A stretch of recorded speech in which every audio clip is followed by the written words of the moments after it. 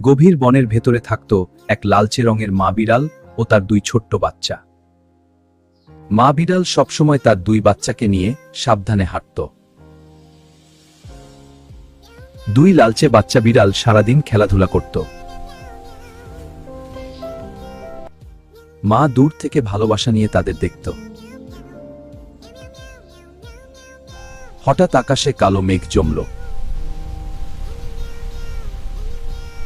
বৃষ্টি শুরু হতেই মা তার দুই লালচে বাচ্চাকে আগলে রাখল।